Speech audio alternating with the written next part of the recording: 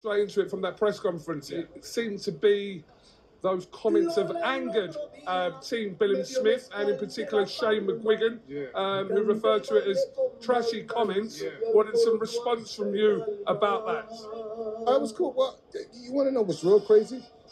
Is because from what I remember, I just said the guy is levels above him. That's it.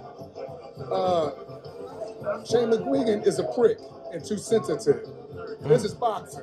I want my guy to win. I'm only going off the math. Like, this guy's a tough guy, but Zerto has fought tons of tough guys. Like, you know what I mean? He's not like a extra skillful guy. My guy is. Why are you getting so sensitive? Like, why, you should be sensitive that Daniel Dubois didn't know how to defend from a jab when he left you. That Don Charles had to clean that up. Like, and then he say something in the interview, when fighters leave him, they degress. Daniel Dubois became heavyweight champion the minute he got away from him.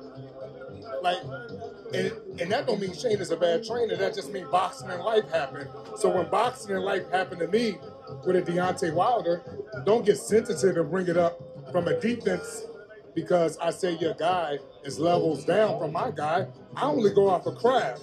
It's not personal with me. So, like, he took a shot, but that's how these fighters, that's how these trainers and everybody is in boxing. Very sensitive. Malik, what's there any? And those are the words of Malik Scott as he describes what happened between him and Shane Mcguigan. He calls Mcguigan a prick.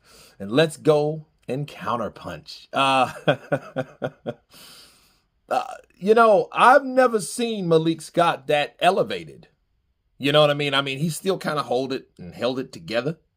But I never seen him that mad.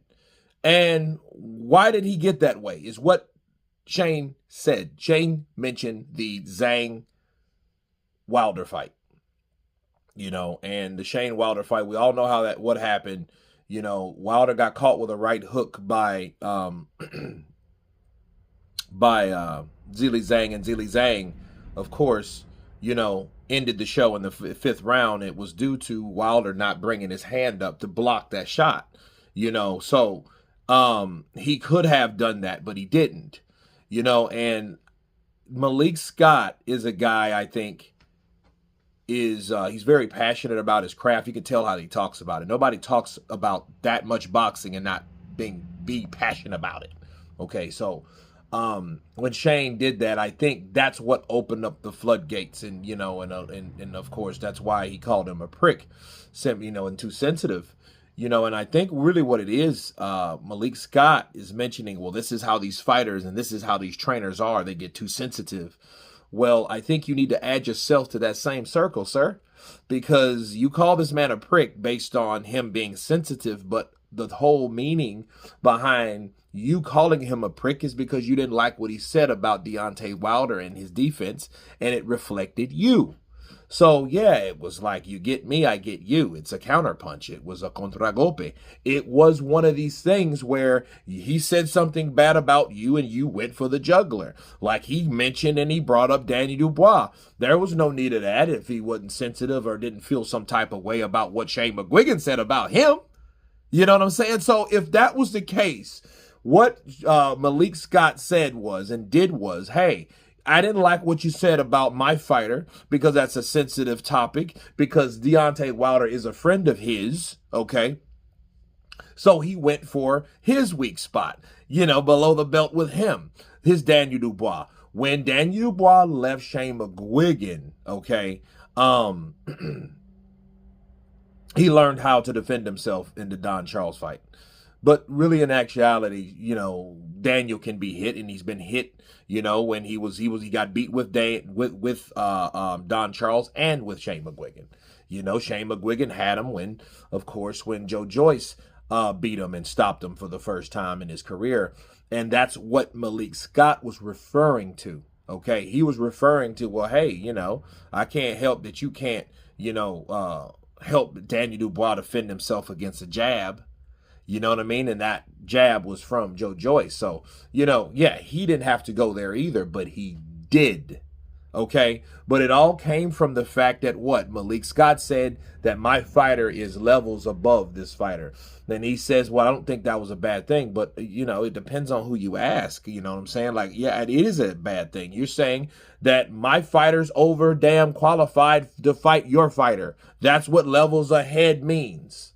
So, you know, you can't expect people not to take certain things the way you say them. You know what I mean? Especially when you take that the same way. Okay?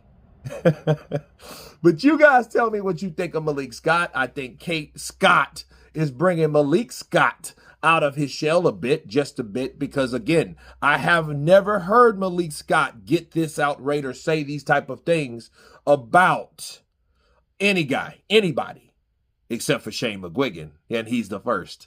And to add to that, okay, as I leave, he didn't do that when Tyson Fury said he busted his eardrum. You remember that? Tyson Fury was like, you can't expect him to do something that you couldn't do.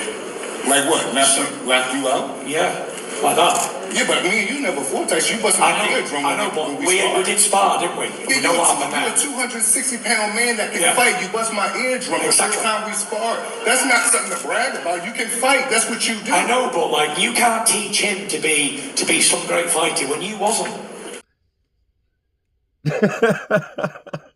Right? He didn't even get mad and call Tyson Fury a prick after Tyson Fury allegedly